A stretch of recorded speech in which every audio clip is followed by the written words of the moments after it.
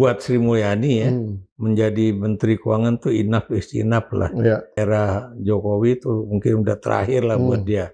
Tapi kemudian kan Jokowi tetap menyodorkan dia ke Prabowo ya. Dan kemudian memang dia masih dipercaya sama Bank Dunia. Katanya agen CIA. Itu ketika Pak Prabowo diharapkan bahwa Pak Prabowo itu tidak memasukkan Indonesia ke dalam BRICS gitu kan.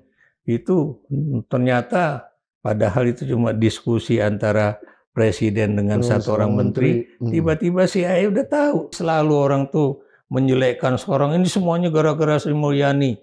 Utang naik gara-gara Sri Mulyani. Yang ingin punya program pembangunan itu Menteri Keuangan atau Presiden Pembangunan IKN. Berbusa-busa. Wah, yang namanya Joko Widodo itu ya. Ini ada 18 perusahaan udah ngantri dari luar negeri mau investasi. Bener nggak? Kemudian Aguan tiba-tiba muncul, dia bilang, aku tuh bantuin Pak Jokowi itu bukan apa-apa karena jangan sampai muka presiden tuh hilang. Apakah tidak ada anggaran dari negara? Ada. Nggak percaya tanya aja Pak Basuki. Yang bikin kemudian pajak tinggi itu siapa? Emangnya pajak bumi dan bangunan Kementerian Keuangan yang nentukan? Kementerian Dalam Negeri loh. Tanyain sama Menteri Dalam Negeri, Tito Karnavian. Kenapa begitu rame baru dia bilang, wah, nggak jadi naik itu. Padahal orang udah bayar. Ya, itu juga kalau itu terjadi itu gila itu. Saya terus terang sampai hari ini saya belum pernah ngasih komentar tentang Menteri Keuangan yang baru. Ya. Walaupun buat saya aneh bin ajaib. Ngomong, asal ngomong gitu ya. Atau asal ngecap. Misalkan misalnya pertumbuhan ekonomi kita bisa cepat naik dan di bawah dia gitu kan. Yang namanya jadi menteri itu nggak gampang.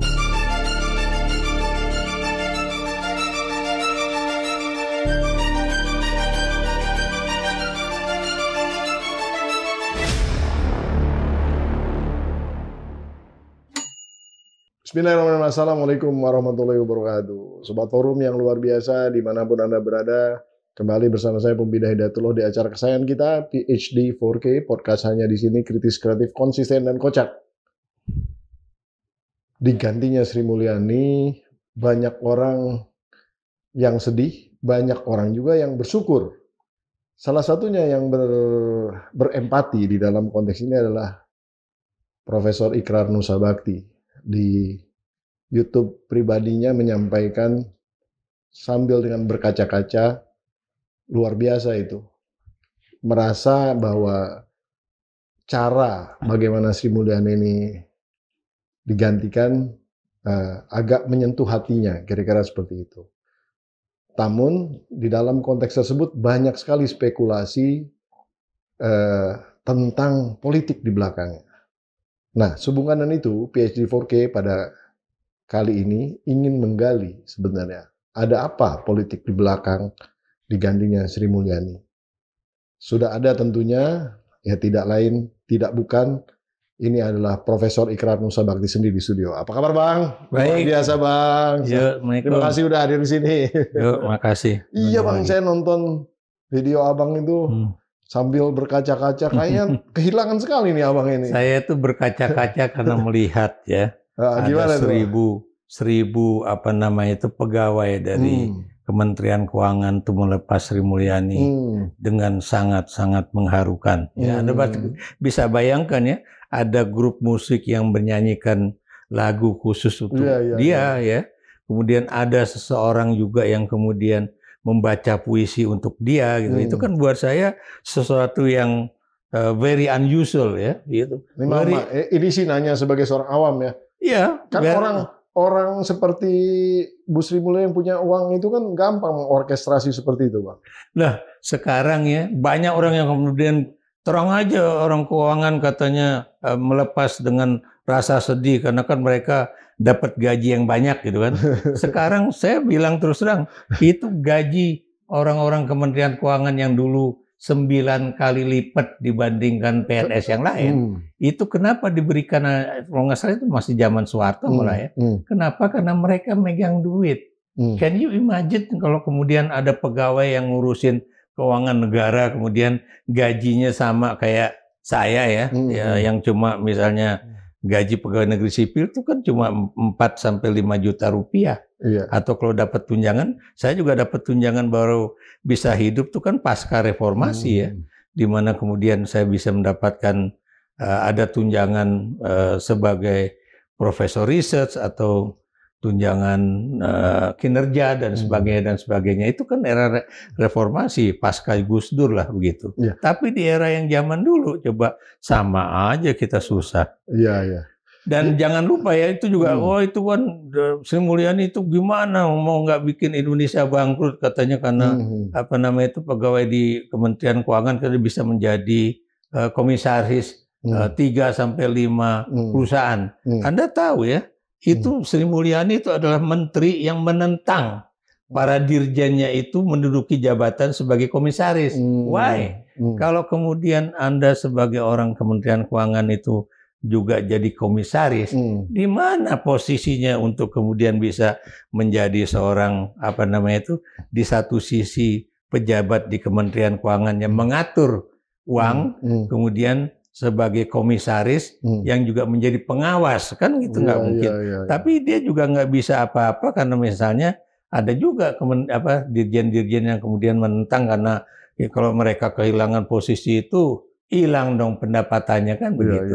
Tapi bukan berarti kemudian dia kemudian memberikan apa istilahnya tuh komisaris kepada pejabat Kementerian Keuangan 3, 4 sampai 5 jabatan gitu kan.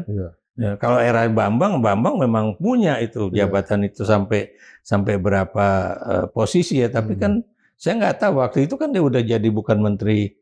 Bambang Brojonegoro. Iya, Bambang Brojo. Iya, itu kan dia waktu itu udah bukan Menteri Keuangan lagi. Baru menjabat. Itu satu. Kedua, kan kita juga belum tahu apakah undang-undang mengenai BUMN itu diterapkan atau enggak. Maksud saya, kalau Anda menjadi komisaris di sebuah perusahaan, Anda nggak dapat gaji dan tentiam dan lain-lain menjadi komisaris di perusahaan yang lain kan begitu. Bang, ini Abang kan orangnya objektif biasanya nih. Iya. Sebetulnya prestasinya Sri Mulyani yang terkesan oleh Abang ini apa? Begini, ya, saya ngomong terus terang, yang namanya Menteri Keuangan, kalau di dalam kasus Indonesia itu kan selalu disebut sebagai Chief Financial Officer, ya, seakan-akan dia kayak apa namanya itu mengatur duit di perusahaan juga. Tapi kalau Anda tahu yang namanya, apalagi Anda kuliah di Inggris sama lah sama saya yang kuliah di British System. Yang namanya Menteri Keuangan itu apa disebut di dalam apa namanya itu apa istilah itu kabinet di Inggris atau di Australia itu adalah treasurer. Treasurer, benar nggak? Betul. Itu apa artinya? Bendahara negara, ya. Makanya di setiap pemilihan umum di Australia itu bukan kemudian yang diperhadapkan untuk diadu ngomong, itu bukan kalau di Amerika kan presiden dan wakil presiden, ya, presiden sama calon presiden lain, wakil presiden dengan wakil presiden lain. Tapi kalau di Australia itu pasti yang dihadapkan itu adalah calon perdana menteri yang kemudian nanti yang juga diadu calon treasurer, calon bendahara negara, ya. Saya ingat nih bagaimana tahun 83 tuh ya, itu Paul Keating misalnya diadu sama kalau nggak salah saya lupa tuh John Hewson atau siapa gitu. Itu ngadu untuk apa? Kalau kamu jadi bendahara negara, apa kebijakanmu nih untuk supaya rakyat itu tetap bisa hidup enak? Dan biasanya yang selalu diributkan oleh orang Australia itu adalah persoalan apa? Pajak. Bener nggak? Betul. Di Inggris nggak tahu ya. Ini sekarang Sri Mulyani tuduh banyak narikin pajak. Oke, saya jawab langsung atau saya jawab langsung aja ya. Bagaimana posisi seorang Menteri Keuangan atau dalam hal ini treasurer ya?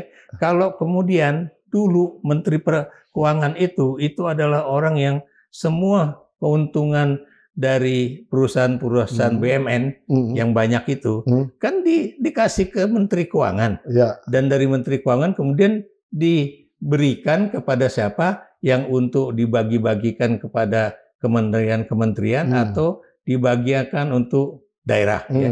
Dan yang dibagikan ke daerah itu kan juga ada yang disebut dengan penerimaan dari hasil pajak khususnya terkait dengan perusahaan, ya. Dan itu yang apa yang didapat yang udah diatur zaman dia juga nih ya.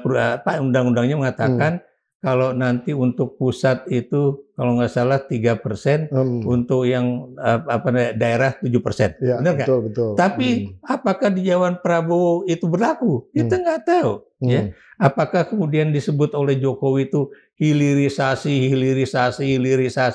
itu kemudian pajaknya diberikan kepada pusat atau kemudian kepada siapa? Karena kan Anda tahu hilirisasi itu sebagian besar itu kaitannya antara Indonesia dengan perusahaan Cina, nikel misalnya kan.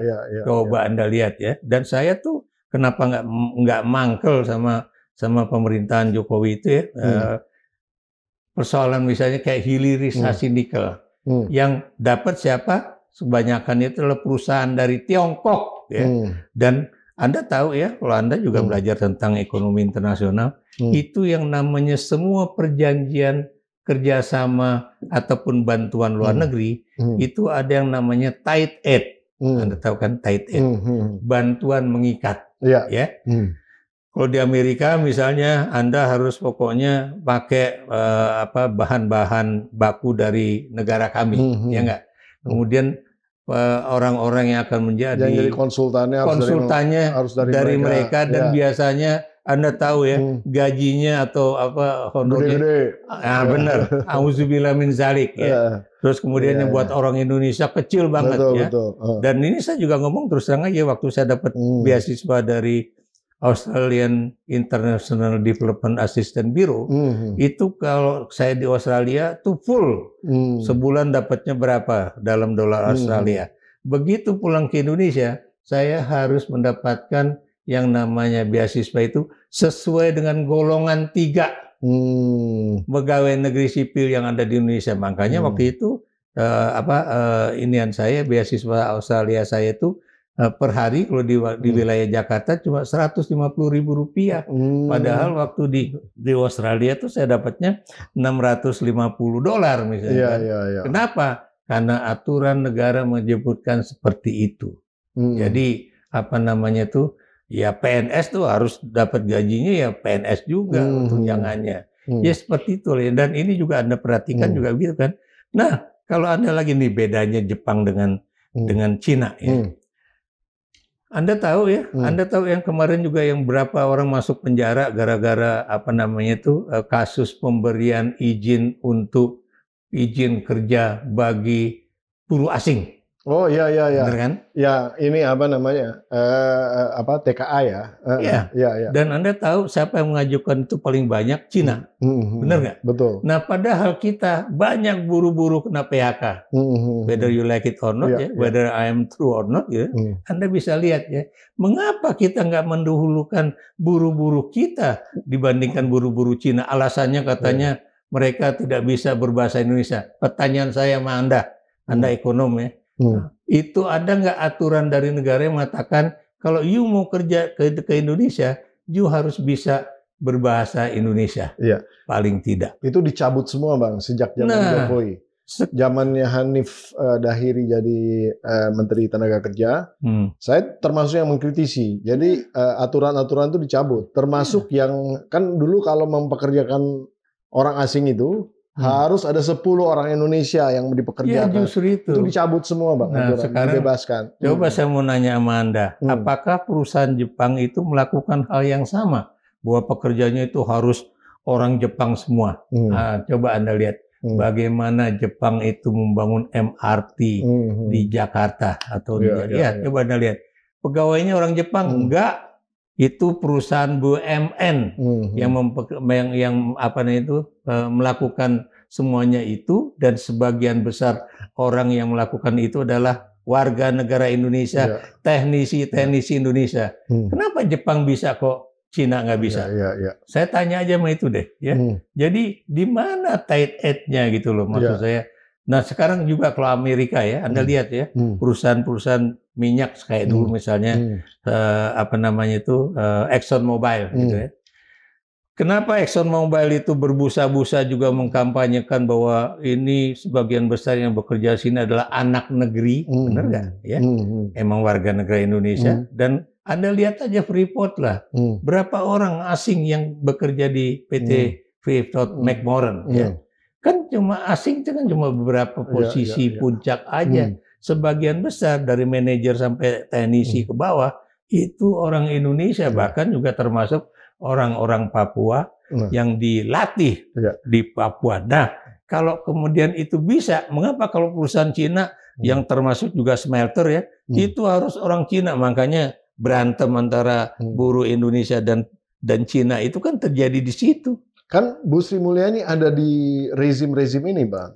Nah, artinya dia sebenarnya berkontribusi dong dengan yang hal-hal seperti apanya? Itu. Nah, dia kan dulu berkontribusi bahwa kalau misalnya yang namanya pajak itu ya untuk daerah sama pusat, itu kan memang ada pembagian yang 7/3 itu.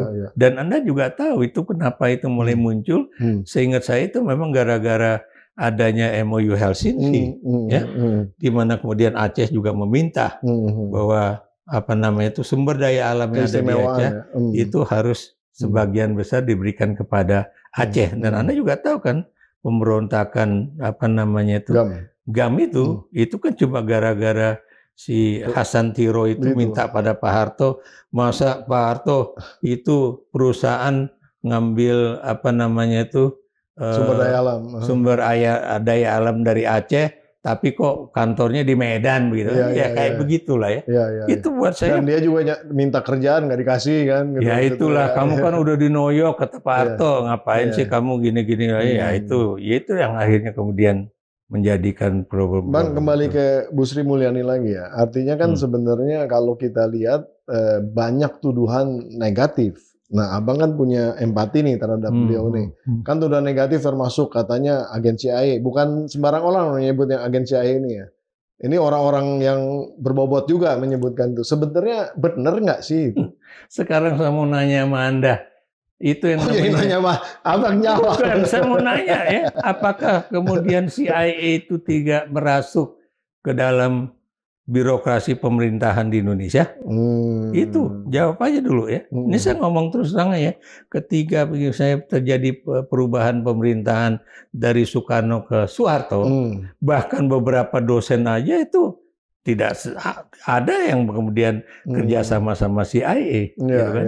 Dia memberikan data misalnya, atau kemudian Angkatan Darat juga dulu mendapatkan informasi juga banyak dari CIA, ya kan? Atau kemudian juga kalau yang tadi saya bilang ya, yang tadi saya cerita sama Anda ya, itu ketika Pak Prabowo mau kemana gitu, kemudian dan mudah-mudahan diharapkan bahwa Pak Prabowo itu tidak memasukkan Indonesia ke dalam BRICS gitu kan, itu ternyata padahal itu cuma diskusi antara presiden dengan satu orang menteri, tiba-tiba CIA udah tahu berarti isinya apa. Berarti nggak steril tuh ya istana ya kalau kayak gitu. Saya melihatnya seperti itu ya. Dan artinya kalau begitu bisa disimpulkan kalau misalnya Bu Sri Mulyani agen juga sebenarnya nggak ada masalah. Apa gimana? Nah, begini saya mau nanya juga di mana kemudian apakah dia kemudian sering ketemu dengan orang-orang Amerika di luar jam kerja dia? Itu yang jadi saya tanya juga.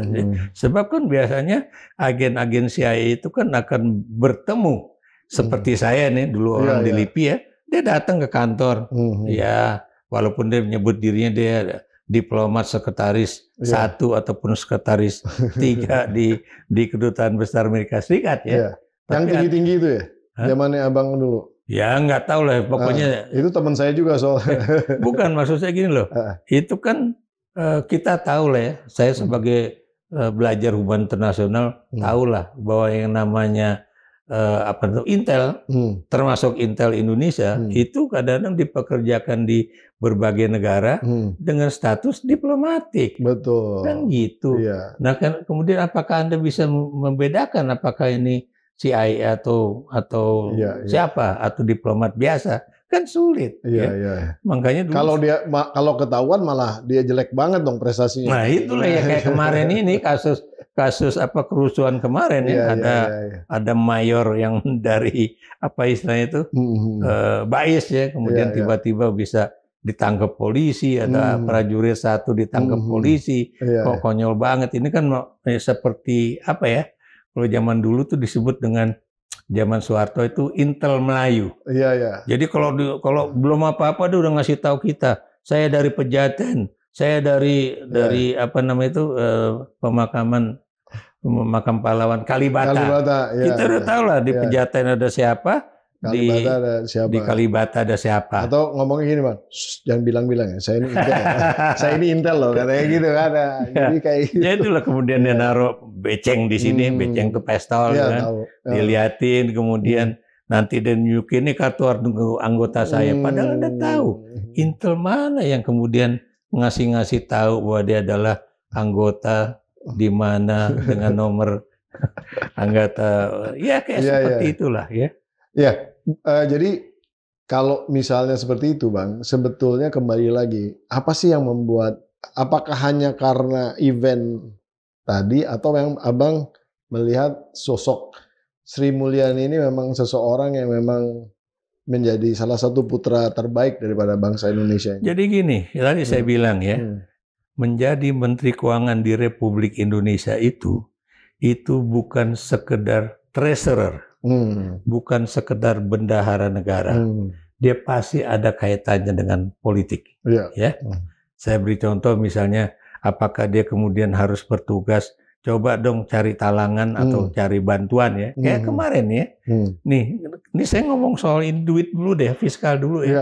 Di zaman pemerintahan sebelumnya tadi saya bilang ya, itu kan keuntungan dari BUMN itu kan ada persentase untuk dikasih ke Kementerian Keuangan, dan ini yang kemudian menjadi uang untuk yang saya beri contoh ya, dibagi-bagikan ke daerah. Transfer daerah namanya. Ada transfer ke daerah, ada juga transfer ke berbagai apa namanya kementerian dan lembaga.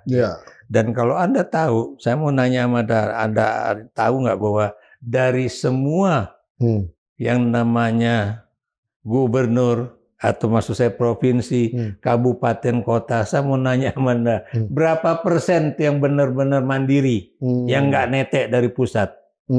Jarang.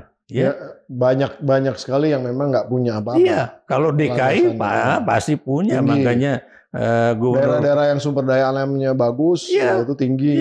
Itu ya kalau buat saya ya, itu kayaknya seperti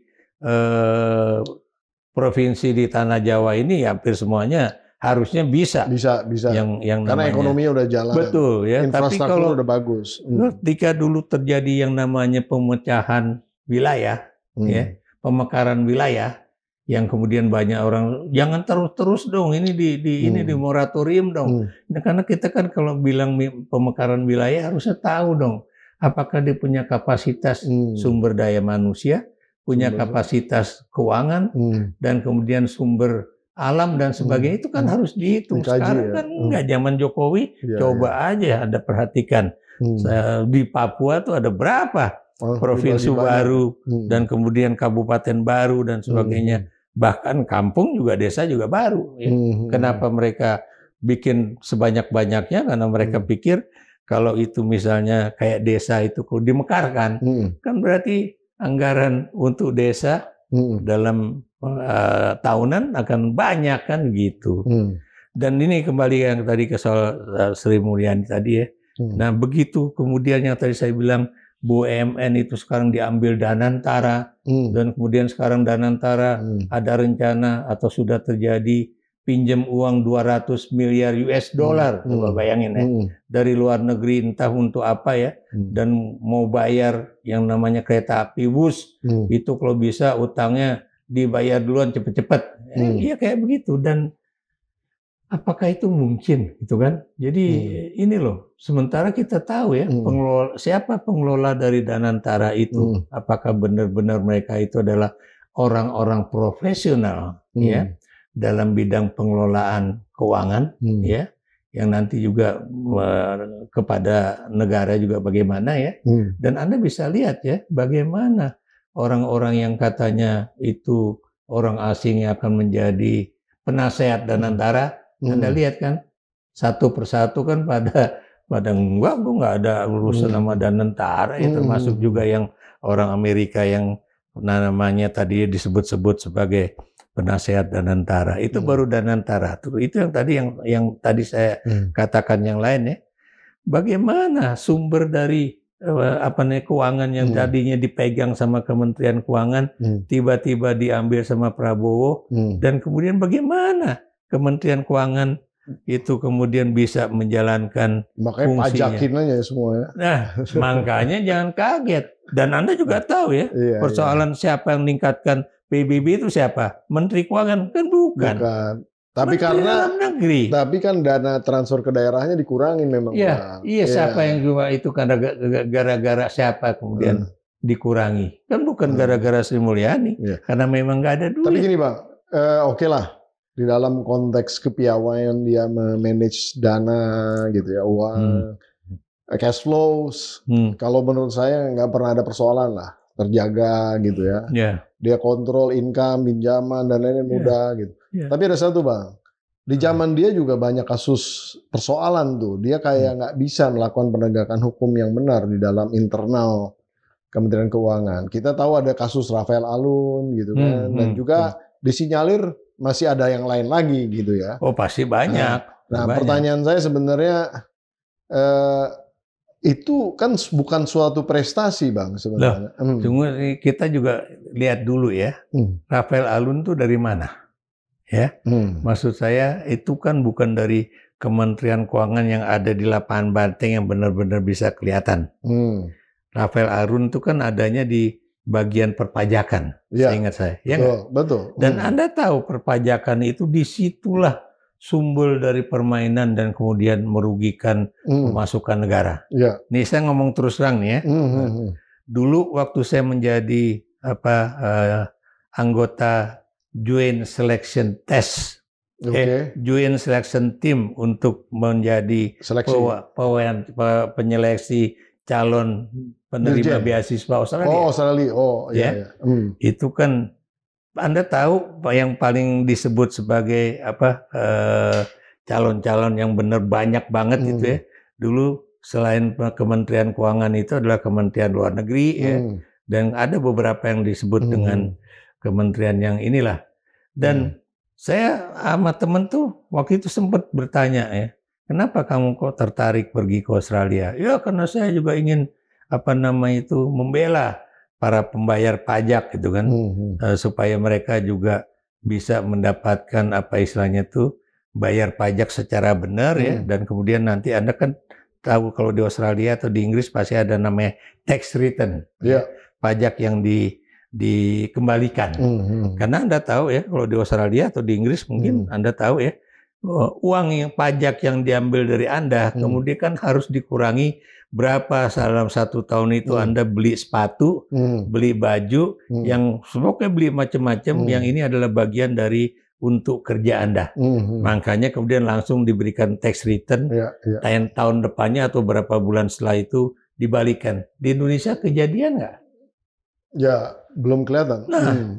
Nah ini yang kemudian yang tadi saya katakan itu dia ingin membantu para pembayar pajak. Ternyata Anda tahu kasus-kasus di mana orang-orang yang menjadi pemilik perusahaan yang harus membayar sekian misalnya miliar ataupun juta rupiah, ternyata sama si Rafael, bukan sama orang-orang yang seperti Rafael Alun itu kan. Kemudian ya udah deh lo bayar segini mafia pajak lah. Ya, mafia pajak lah ya.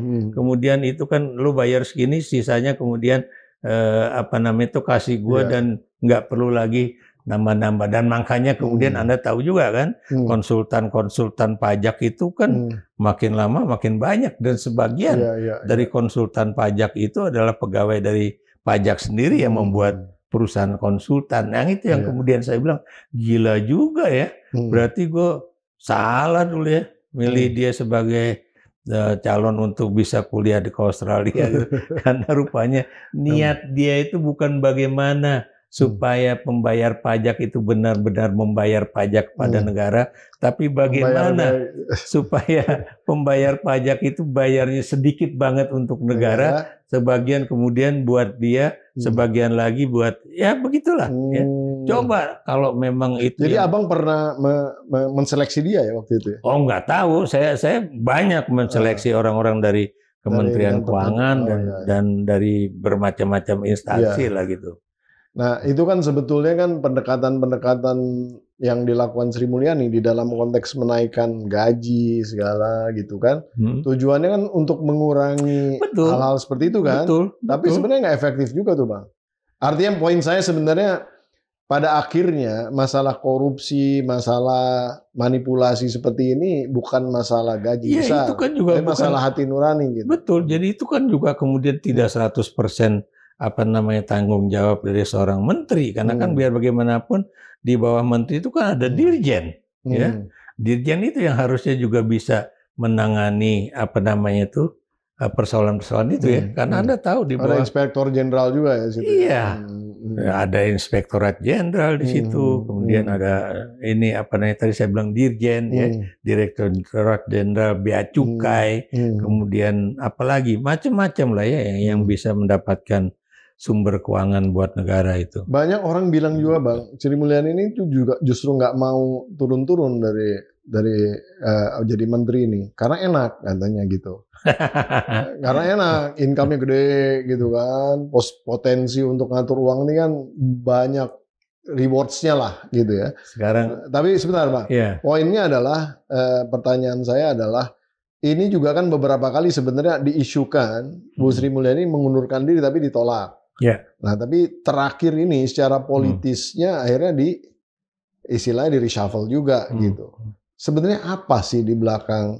Bukan, gini ya, karena Anda tahu ya, menjadi Menteri Keuangan itu kan juga tidak mudah, maksud saya ya. Anda lihat begitu kemarin dia di reshuffle, langsung tuh yang namanya harga saham tuh rontok. Ya. Dari mana saya tahu ya? Karena saya juga punya saham. Iya, saham saya walaupun tidak besar, itu semuanya terkait dengan bank, ya, bank pemerintah atau bank swasta ya. Dan Anda tahu begitu Menteri Keuangan itu ini langsung semua namanya sebagian besar harga saham yang terkait dengan finansial itu turun hancur. Artinya pasar menyukai Sri Mulyani gitu ya?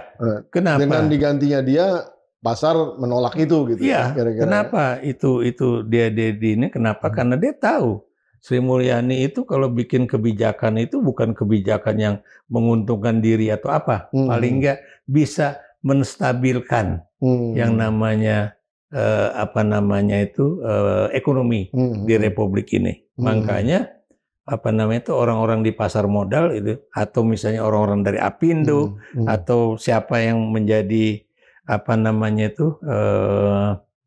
mitra dari Kementerian Keuangan itu merasa tenang. Ya. Dia nggak mau misalnya punya Menteri Keuangan yang kemudian asal ngomong gitu ya, atau asal ngecap misalkan misalnya pertumbuhan ekonomi kita bisa cepat naik gitu, di bawah dia gitu kan. Saya nggak perlu nyebut orangnya lah, Anda udah tahu lah gitu.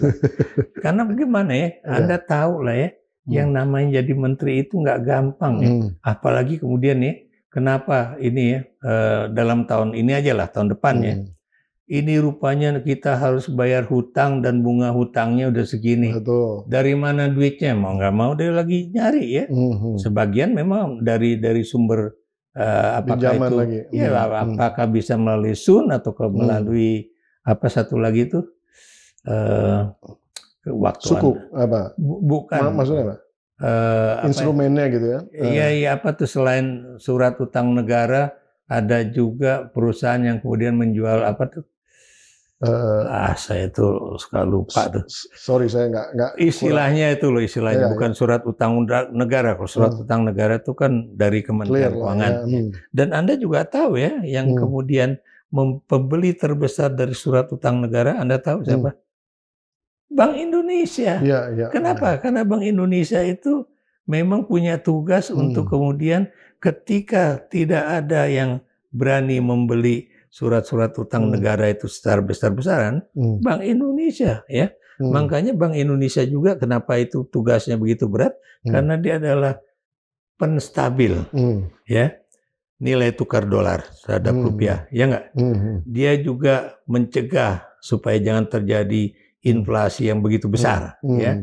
Dan kemudian juga Bank Indonesia itu juga adalah juga suatu institusi yang kemudian bagaimana supaya orang nggak ngambil duit besar-besaran lagi ya, seperti pada peristiwa 98 yang lalu ya, atau pada saat ada persoalan dengan bank apa namanya itu? Century. Itulah tugas dari Bank Indonesia. Makanya juga berat itu Bank Indonesia. Makanya jangan kaget kalau kemudian Gubernur Bank Indonesia atau mereka-mereka yang bertugas di Bank Indonesia itu juga punya tanggung jawab yang sangat berat. Apakah Sri Mulyani di reshuffle ini juga ada hubungan dengan kerusuhan kemarin itu, Bang? Adanya kekesalan antara pajak yang tinggi, satu, yang kedua juga ancaman penjarahan ya, walaupun tidak sempat terjarah. Yang bikin kemudian pajak tinggi itu siapa? Emangnya pajak bumi dan bangunan Kementerian Keuangan yang nentukan? Kementerian Dalam Negeri loh. Tanyain sama Menteri Dalam Negeri, Tito Karnavian. Dan kemudian kenapa begitu rame baru dia bilang nggak jadi naik itu? Padahal orang udah bayar. Ya, itu juga kalau itu terjadi itu gila itu, ya, kebijakan gila. Anda bisa bayangkan ada yang naiknya 1000%, ada yang naiknya 500%, ada yang naiknya 250%. Ketika manusia Indonesia itu lebih banyak nggak punya duit, ya Anda tahu kan dalam berita bagaimana kemudian seorang tua itu yang kemudian dia biasanya bayar pajak PBB ya, itu segini tiba-tiba dia harus membayar 60 juta rupiah, 65 atau 60 juta. Where the money from? Dia bilang. Tapi itu apa namanya kurang akurat juga Bang, karena sebetulnya di RAPBN ya, belum jadi APBN, di RAPBN 2026 itu dana transfer daerahnya benar-benar dikecilin sama Sri Mulyani Bang. Jadi memang kayaknya korelasi lah antara keputusannya Kemdagri dengan Kementerian Keuangan juga tahu. Iya, sekarang kenapa itu juga misalnya dikecilin? Kayak tadi itu saya bilang ya, biasanya Kementerian Keuangan megang duit seabrek-abrek, tiba-tiba ini bukan cuma diambil sama Danantara ya, tapi juga diambil sama siapa? Sama Prabowo untuk apa? Yang disebut dengan Koperasi Merah Putih. Ya.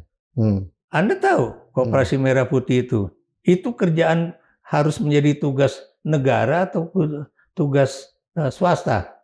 Kenapa ya? Karena ini berarti Prabowo itu tidak belajar dari apa yang terjadi pada era Soeharto dengan yang namanya koperasi-koperasi yang dibentuk oleh negara. Ya, KUD itu kan apa namanya itu? Koperasi unit desa. Iya, koperasi unit desa. Itu kemudian Anda tahu kepanjangannya dilecehkan menjadi apa? Ketua Untung Duluan. Ya, Anda lihat bagaimana koperasi-koperasi yang katanya itu dibentuk ya, dan kemudian ada yang namanya koperasi simpan pinjam. Coba Anda lihat, untung nggak? Itu yang untung itu kan yang pengurusnya aja yang kemudian yang orang yang nabung di situ pada nggak bisa dapat uangnya untuk dikembalikan ya. Ya seperti itulah ya. Dan sekarang juga kalau Anda lihat nih, Koperasi Merah Putih yang katanya nanti kalau misalnya apa namanya itu koperasi itu nggak bisa ngebayar, siapa yang tanggung jawab? Itu adalah pemerintah desa yang uangnya cuma dapat 5 miliar, yang sekarang uang 5 miliar itu nggak bisa diambil sama kepala desa untuk membangun infrastruktur jalan ataupun apa ya, termasuk juga jalan untuk perkebunan dan sebagainya. Nggak bisa, alasannya apa? Karena Bapak Prabowo bilang ini untuk kedaulatan pangan. Dan tapi Anda tahu ya apa yang terjadi dengan Koperasi Merah Putih? Ada yang dibangun pagi hari di Jawa Timur atau di beberapa daerah, malamnya langsung tutup. Ketika orang lagi mau belanja ke situ, mana ya tutup Bu. Lah kenapa tutup? Lah orang memang nggak ada barangnya. Beresiko sekali ya. Apakah kemudian ini juga akan terus dilanjutkan sama Prabowo?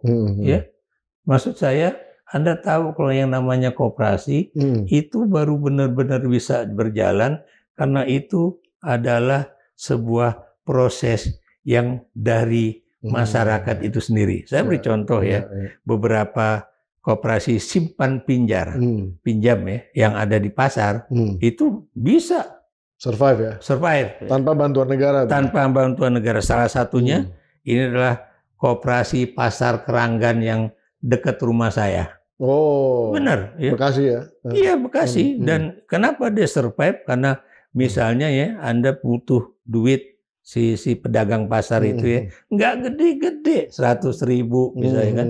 Dan itu pokoknya nanti tiap hari dipotong, apakah itu 1.000, 1.500, dan itu yang namanya uang yang mereka miliki, itu gedenya auzubillah min dzalik. Kenapa itu jalan? Karena itu berasal dari dalam pasar itu sendiri. Nah itu, tapi kalau kemudian itu dalam bentuk misalnya BPR ya, Bank Perkreditan Rakyat, makin lama kan banyak sedikit, makin dikit itu jumlahnya kan. Termasuk juga yang katanya rektor UGM tuh keluarganya ada juga yang kemudian punya persoalan. Ya itulah ya, Anda lihatlah Bank BPR coba yang ada di Bali atau di mana yang tadinya wah hebat, keuntungannya berapa buat anggotanya dan sebagainya. Kenapa itu bangkrut? Karena memang antara yang dipinjam dengan apa yang disebut dengan persoalan loan ya, pengembalian NPL apa tuh non performing loan ya, NPL. Itu gede banget Bung ya. Dan kalau udah gede gitu, bagaimana kemudian duit itu akan bisa dikembangkan untuk bisa menjadi bergulir kembali ya. Ya itulah. Bang, abang di videonya abang sendiri itu bilang Sri Mulyani jadi capres tuh. Jadi begini. Maksudnya gimana tuh? Jadi gini alasan saya, ini selalu orang tuh menjelekkan sekarang ini semuanya gara-gara Sri Mulyani, utang naik gara-gara Sri Mulyani. Kemudian Tapi kan memang betul dia ada di situ, Pak. Oh iya, ada di situ. Sekarang yang ingin punya program pembangunan itu Departemen Keuangan atau Presiden atau Menteri. Itu dulu deh saya tanya pada Anda ya. Dan kemudian yang kemudian tidak konsisten di dalam misalnya penggunaan anggaran negara untuk pembangunan, itu Menteri Keuangan atau Presiden. Gitu loh. Saya beri contoh ya. Pembangunan IKN berbusa-busa, yang namanya Joko Widodo itu ya. Swasta aja bakal ada investasi. Ya. Anda lihat ini ada 18 perusahaan udah ngantri dari luar negeri mau investasi, bener nggak? Kemudian Aguan tiba-tiba muncul, dia bilang, aku tuh bantuin Pak Jokowi itu bukan apa-apa karena jangan sampai muka presiden tuh hilang. Iya. Makanya kemudian yang namanya 9 naga itu turun, gitu kan. Tapi apa yang terjadi juga? Apakah tidak ada anggaran dari negara? Ada. Kalau nggak percaya tanya aja Pak Basuki. Clear itu, saya juga tahu. Iya nggak? Berapa triliun yang digunakan dan kemudian masih berapa triliun yang masih dibutuhkan agar IKN itu benar-benar bisa menjadi ibu kota negara. Padahal saya dari awal aja udah melihat nggak mungkin ini bisa menjadi sebuah ibu kota negara yang ideal. Kita lihat dari pendekatan ancaman pertahanan dan keamanan aja berat sekali itu. Berat ya. Kenapa Belanda itu bikin misalnya ibu kota di Batavia? Pasti udah tahu lah ya. Baik itu dari sejarah mengapa Majapahit dan Sriwijaya itu ada di sekitar Jawa, Sumatera dan sebagainya, macam-macam lah. VOC juga dulu bikin yang namanya ibu kota kan juga di sekitar Batavia. Bukan kemudian walaupun banyak rempah-rempahnya itu berada di Banda Neira dan Maluku, dan kemudian ibu kota dari VOC itu adanya di wilayah sana kan enggak, tetap di Batavia. Kan begitu. Jadi itu Bung ya. Jadi kemudian ya kita lihatlah ya bagaimana IKN dari sisi sumber air problem. Ya. Orang di sana minum banyak kan dari air tada hujan ya. air yang kemudian apa istilahnya itu, diambil dari laut kemudian diubah jadi air tawar. Desalinasi. Itu juga coba lihat berhasil kagak, ya. Orang yang mau nyiram tanaman aja juga nggak bisa. Buat ditempatkan ikan air tawar nggak bisa juga. Dan kemudian orang di sana juga bertanya-tanya, ini serius kita membangun ibu kota negara, kok kayaknya tidak ada greget. Pembangunan bahwa ini akan menjadi sebuah ibu kota negara. Makanya kemudian tidak sedikit nelayan-nelayan itu juga berpikir, jangan-jangan nanti kami lagi yang digusur dari sini. Ya banyak seperti itulah. Ya. Kembali ke pencapresan tadi itu. Ya jadi gini loh, ya. Kalau Anda perhatikan, ya, seorang menteri keuangan itu selalu harus tunduk pada perintah ataupun permintaan dari bohirnya atau orang atasannya, adalah presiden, ya. Nah, selama ini yang disalahkan ini gara-gara utang negara itu seakan-akan Sri Mulyani. Padahal Anda juga tahu ya, siapa yang kemudian meminta supaya itu ada utang dari luar negeri kan presiden. Ya. Dulu waktu Pak Harto jadi presiden kan demikian juga, apakah dia minta lewat Ali Wardana atau kemudian dia minta dari para wakil-wakil presiden yang kebetulan selalu dia pilih tuh ya, sebagian besar ya, adalah orang-orang ekonom dari UI ya, yang disebut dengan mafia Berkeley itu ya, atau kemudian juga ada orang yang misalnya punya yang istilahnya itu nama baik internasional, siapa? Sultan Hamengkubuwono ke-9 misalnya, ya. Dan Pak Sultan itu kan juga sampai kemudian, aku kok Sultan jadi wakil presiden, tugasnya antara lain cari pinjaman kan gitu. Lama-lama dia ini juga merasa hormat, posisi kehormatan dia kan merasa itu. Akhirnya lama-lama ya udahlah, cukuplah satu kali masa jabatan atau gimana. Jadi konteksnya bukan pencapresan secara politis. Jadi gini loh, maksud saya, Sri Mulyani itu sebelum jadi pejabat di pemerintah Indonesia, dia pernah menjadi kalau nggak salah direktur IMF atau Bank Dunia ya, untuk wilayah Asia Tenggara, ya nggak? Betul. Wilayah Asia Tenggara itu berarti sekarang menjadi negara-negara ASEAN itu. Dia belum duduk menjadi pejabat negara. Begitu SBY, dia pernah menjadi menteri perencanaan pembangunan ketua Bappenas. Walaupun cuma 2 tahun kalau nggak salah ya. Anda tahu sebagai Menteri Perencanaan Pembangunan Ketua Bappenas, dia ngerti dong yang namanya blueprint pembangunan nasional. Ya nggak? Habis itu 2005 kalau nggak salah sampai 2010 ya, dia menjadi Menteri Keuangan. Ya nggak? Menjadi Menteri Keuangan diminta sama entah JK atau Pak Harto, bilang tolong dong bantuin dong si itu Abu Rizal Bakri, tuh harga saham perusahaannya itu lagi jatuh gitu kan. Karena kasus Lapindo gitu kan. Ya JK bilang bantuin dong karena itu kan itu perusahaan dan nanti kalau harga sahamnya naik kan juga itu bisa dibayarkan. Tapi Sri Mulyani bilang, nah kita juga lagi butuh duit gitu kan. Dan kemudian kalau dia harus memilih, Anda tahu lagu Madu dan Racun. Iya, Madu dan Racun. Kalau di kananmu itu ada madu, kiri pada racun. Aku nggak tahu yang mana yang akan aku berikan padamu atau yang akan kau berikan padaku kan gitu. Makanya dia bilang daripada saya iniin si Abu Rizal Bakri, mendingan saya menolong Indonesia. Dan itu makanya kemudian dia ditendang lah ya. Dari kabinet Susilo Bambang Yudhoyono. Dulu sempat muncul tuh partai SMI. Ya, sebetulnya bukan partai. Bukan ya. Jadi kalau Anda mau nanya ini lebih baik Anda wawancarain Rocky Gerung. Ya nanti saya akan. Ya, karena Rocky Gerung tuh yang paling tahu karena dialah yang kemudian mendukung Sri Mulyani for the President ya. Itu juga sama tuh, tanya aja sama Bang Todung tuh. Karena itu banyakan, maaf kalau saya mau ngomong ya, itu adalah orang-orang sosialis lah gitu ya. Sosialis kanan bukan sosialis kiri yang memang menginginkan supaya Sri Mulyani bisa menjadi Presiden Republik Indonesia. Cuma mungkin pada saat itu she was still too young. Ya, masih terlalu muda untuk menjadi Presiden Republik Indonesia lah gitu kan. Dan kemudian kan kita tahu dia lebih memilih untuk menjadi Direktur Bank Dunia ya, ketimbang kemudian menjadi jabat ya.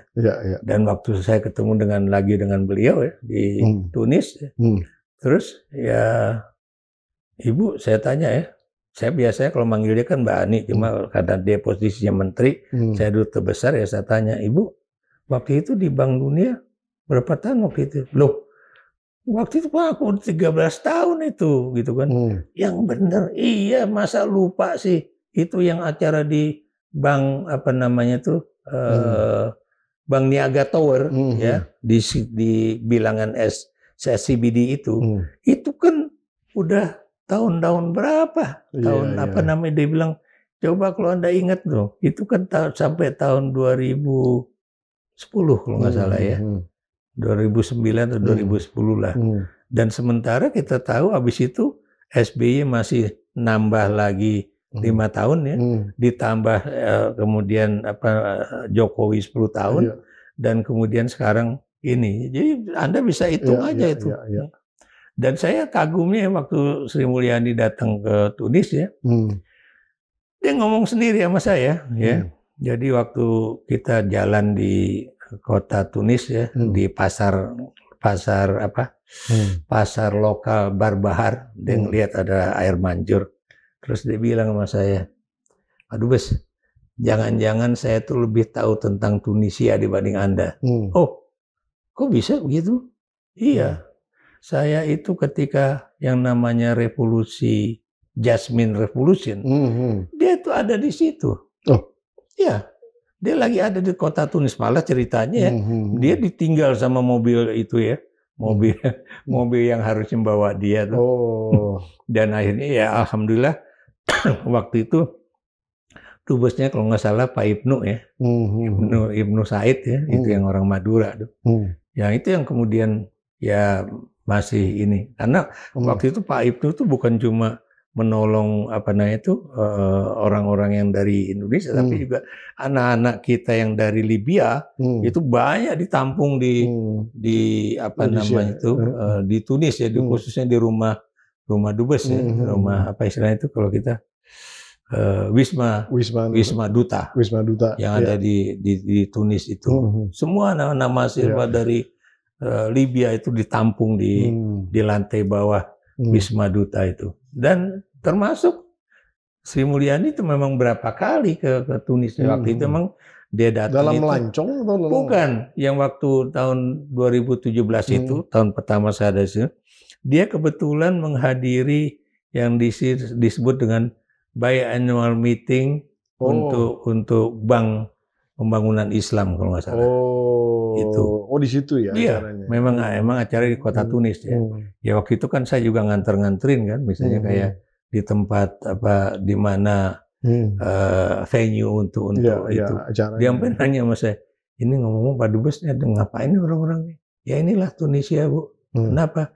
Ya acara udah harusnya udah dibuka hari ini, masih banyak orang bekerja untuk memberesi, yang ngecat lah, yang masang banner dan sebagainya.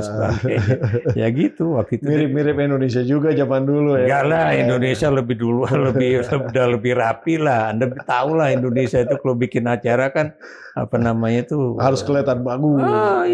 Termasuk waktu misalnya Sri Mulyani menerima siapa yang sekarang jadi presiden ad interim Bangladesh nih. Bangladesh lagi. Iya Bangladesh. Saya kurang update. Yang dia dulu direktur dari bank Ramin Bank atau apa gitu yang bantu. Yunus. Dia pernah datang ke Bali Yunus. Dan Sri Mulyani menyambut dia itu, dan kita persiapkan suatu acara yang sangat hebat lah. Muhammad Yunus. Itu kita yang selalu siap. Anda lihat ya kemarin pertemuan istilahnya tuh. G20 kan mewah banget gitu kan. Di Bali ya. Di Bali ya. Saya ada datang. Nah itulah Anda pasti bisa lihat lah ya. Walaupun sekarang kalau menurut saya selain Bali itu ada yang juga tempat yang sangat indah untuk untuk turis ya. Lombok menurut saya dulu kan orang bilang wah Lombok nih terlalu Islami, susah untuk berkembang menjadi daerah turis ya. Itu kemarin bulan apa tuh saya ke Lombok, bukan main. Bang, ini kan yang aneh tuh sebenarnya gini. Tadi belum terjawab juga ya, karena kan sebetulnya kan konon kabarnya Sri Mulyani mengajukan pengunduran diri beberapa kali infonya, tapi nggak diterima. Terus kemudian waktu di reshuffle itu kan sedang rapat tuh Bang. Sedang rapat dengan eselon-eselon satunya. Sebetulnya buat Sri Mulyani ya, menjadi Menteri Keuangan tuh enough is enough lah. Sebetulnya kan di era Jokowi itu mungkin udah terakhir lah buat dia. Tapi kemudian kan Jokowi tetap menyodorkan dia ke Prabowo ya. Dan kemudian memang dari sisi luar negeri gitu kan, bahwa dia masih dipercaya sama Bank Dunia atau itulah ya institusi Bretton Woods lah gitu. Saya ngomongnya gitu aja deh. Dan kemudian dari pasar kan juga demikian ya. Walaupun banyak orang yang mengatakan kok Menteri Keuangan dilihat dari bagaimana persepsi pasar, karena pasar ini kan cuma elit gitu kan. Kenapa nggak lihat dari sisi bawah gitu kan? Dan Anda juga tahu kan kalau misalnya yang namanya pelaku pasar yang atas itu persepsinya baik, Apindo juga persepsinya baik ya. Apa yang ingin saya katakan tentunya yang namanya pengusaha mikro, kecil dan menengah tentunya juga akan mendapatkan seseran yang baik juga dong. Benar nggak? Kalau saya ngomong tentang yang namanya pengusaha mikro, jangan Anda mikir yang macam-macam. Anda tahu nggak? Tukang ngatur jalanan yang kita selalu menyebutnya sebagai Pak Oga, itu juga pengusaha mikro. Nggak ada orang mempekerjakan dia. Dia harus kerja setiap hari, malah kerjanya dimintain duit sama aparat keamanan atau tentara gitu. Tapi dia, kalau dia nggak kerja satu hari, dari mana dia bisa dapat duit buat anak istrinya? Bang, ini menurut Abang Presiden Prabowo ini tepat nggak mengganti Sri Mulyani? Yang jelas sebetulnya dia udah minta diganti juga ya. Cuma kan Pak Prabowo saya dengar cuma masih sabar nanti kan gitu kan. Dan Anda juga tahu terakhir karena dia merasa gimana, gue masa menteri kemudian rumah saya bisa dijarah tanpa ada suatu penjagaan keamanan yang cukup baik ya. Kenapa? Karena 2 hari sebelum kejadian dia juga ngelihat loh, kok rumah saya kok masuk daftar yang harus dijarah, termasuk rumah Saroni atau Eko Patrio atau kemudian si Uya Kuya atau si siapa yang perempuan anggota partai dari itu juga Nafa Urbah ya. Padahal Nafa Urbah juga bukan rumah dia itu kan, rumah ngontrak kan. Iya, yang ngontrak bukan dia lagi kan, mantan suaminya lagi. Iya kayak begitulah ya. Jadi memang itu kesalahan terbesar itu dari para anggota DPR kita adalah pernyataan-pernyataan yang benar-benar sangat-sangat tidak punya rasa empati terhadap rakyat kecil. Itu yang kemudian menjadikan hal-hal yang tidak diinginkan itu terjadi ya. Dan itu juga terjadi buat saya juga tentunya ada faktor-faktor aparat keamanan yang kemudian bertindak sangat-sangat kasar, sangat-sangat melebihi ya tindakan bagi seorang aparat keamanan. Saya beri contoh misalnya, ngapain dia nembak-nembakin gas air mata terus ya, malah yang kena juga tentara juga kadang-kadang yang kena ya. Ya semacam itulah ya. Padahal kalau dia bisa mendekati gerakan mahasiswa ataupun buruh itu dengan dialog ya, itu mungkin gak akan separah itu. Atau memang sengaja dilakukan oleh orang-orang yang tidak bertanggung jawab itu untuk menjatuhkan Prabowo juga ya.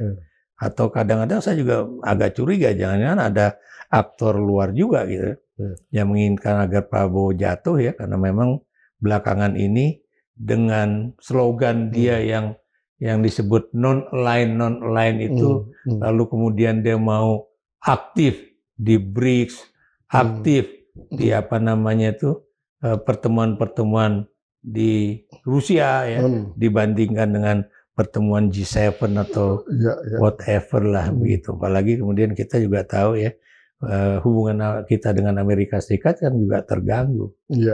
Kan begitu. Jadi ya begitulah. Bang, ini kan apa namanya Sri Mulyani sebetulnya menganggarkan apa namanya anggaran yang paling besar itu ironisnya itu adalah untuk polisi dan tentara.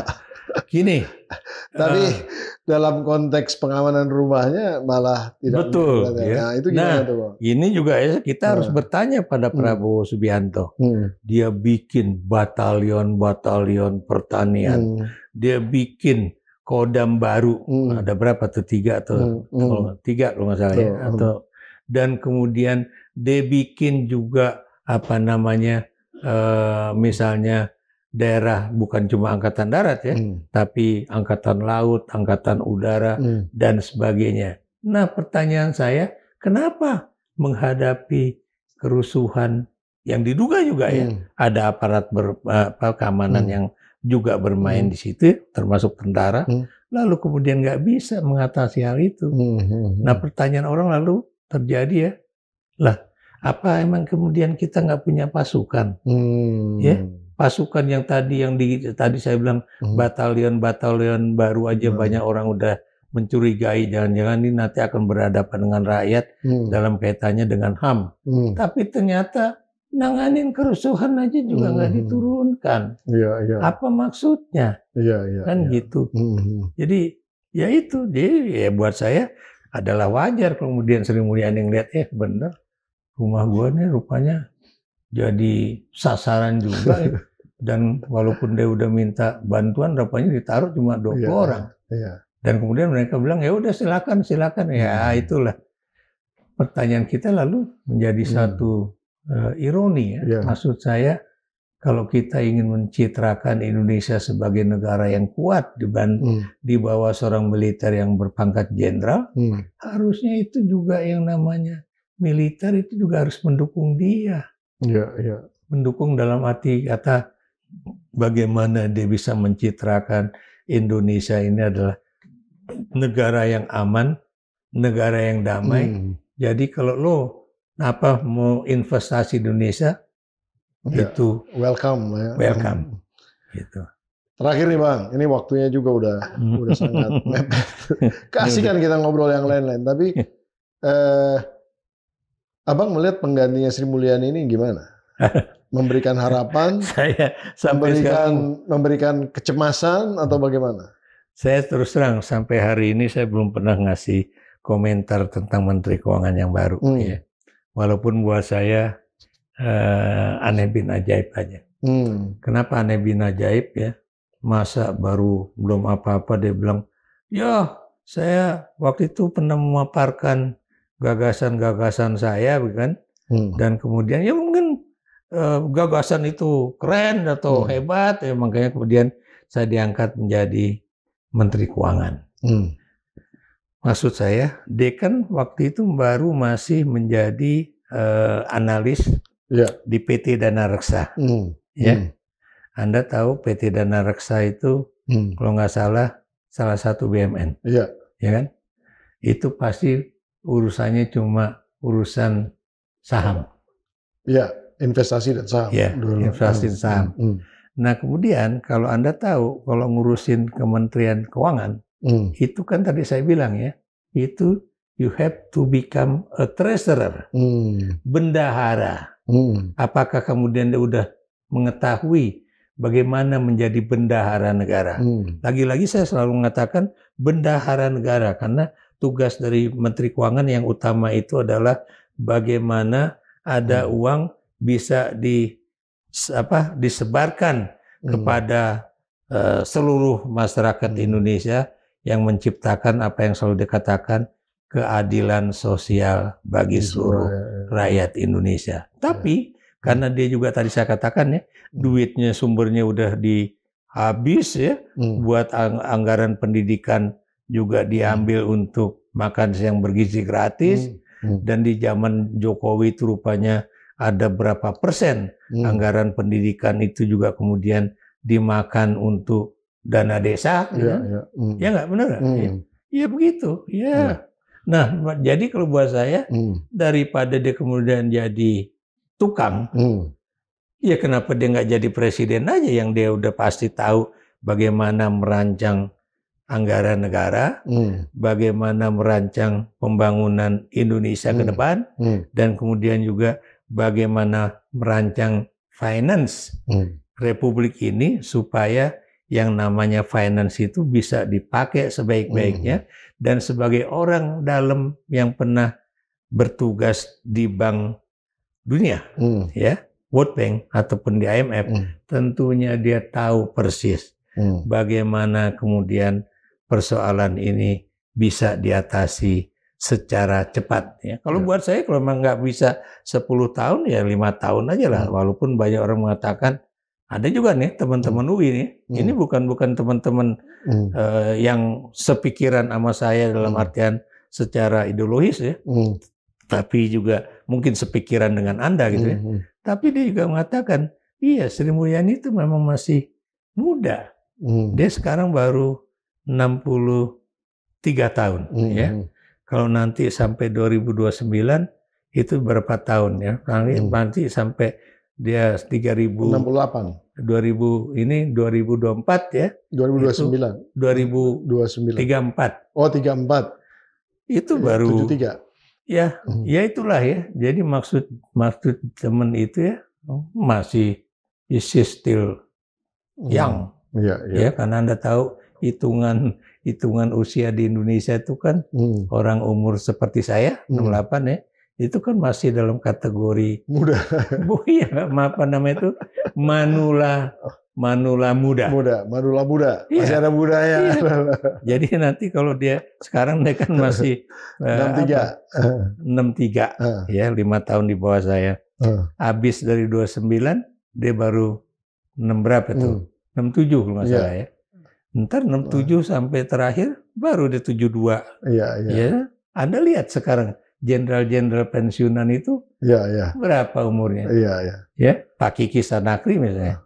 Itu kan 10 tahun di atas saya. 78 tuh. Iya. Masih seger. Prabowo juga berapa umurnya? Ya. 51 kelahiran. Ya itu, 51. Ya masih. Kira-kira nanti partai apa tuh Bang yang akan dorong atau buat partai sendiri Bang?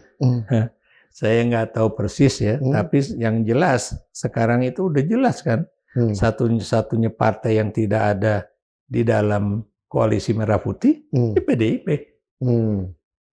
Itu. Makanya fraksi PDIP kenceng banget sama Menteri Keuangan baru ya. Oh enggak, saya enggak.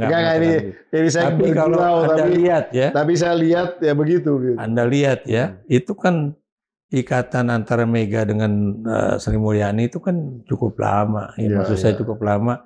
Biar gimana pun Sri Mulyani kan bapaknya juga seorang nasionalis, gitu kan.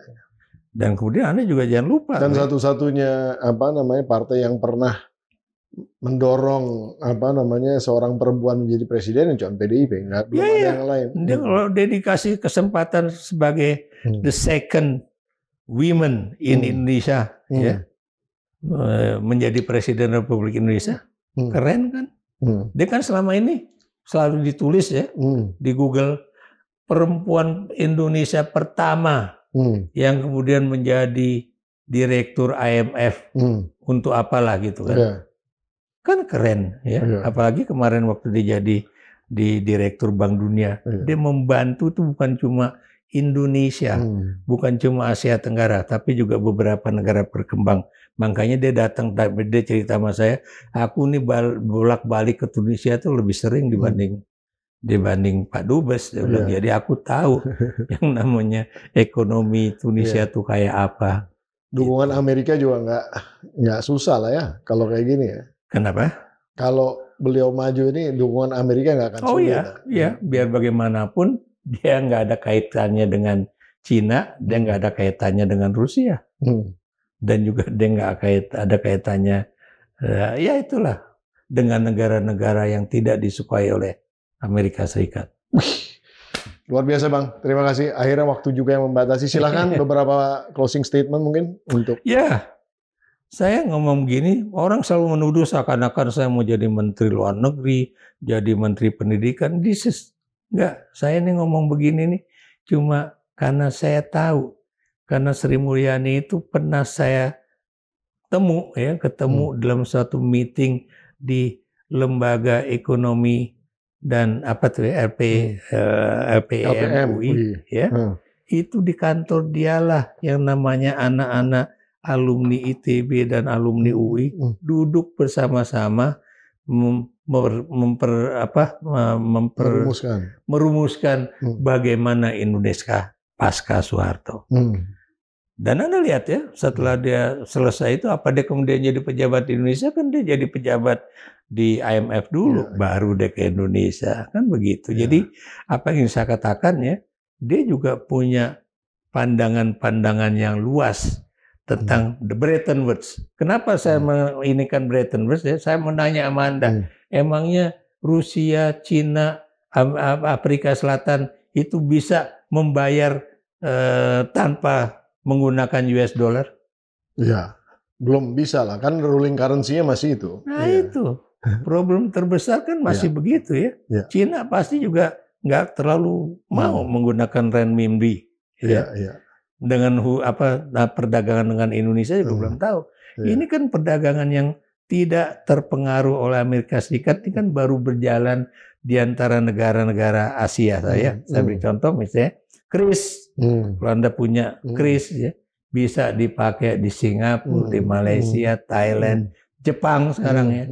Tapi itu kan berapa? Itu bisa membayari misalnya orang-orang yang jadi diplomat di Tokyo ataupun di Osaka, nggak bisa. Siap Bang, terima kasih banyak atas waktunya, luar biasa ini, sangat menarik diskusinya. Terima kasih.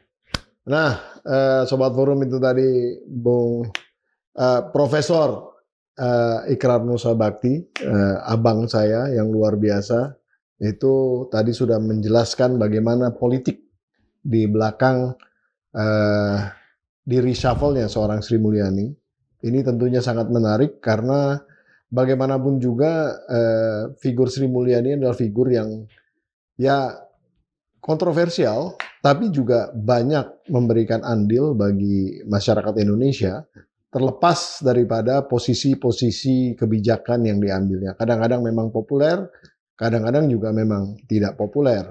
Nah, namun demikian kita juga ingin melihat apakah kinerja daripada Menteri Keuangan yang baru di dalam konteks ini akan menjadi lebih baik daripada seorang Sri Mulyani. Intinya di dalam konteks podcast kali ini adalah kita ingin tentunya siapapun yang menggantikan Sri Mulyani ini ke depan harus bekerja lebih baik dan tentunya lebih pro terhadap apa yang dibutuhkan oleh rakyat, dan harapan kita tentunya kemiskinan semakin berkurang dan juga bahkan tentunya harus hilang di bumi Indonesia ini.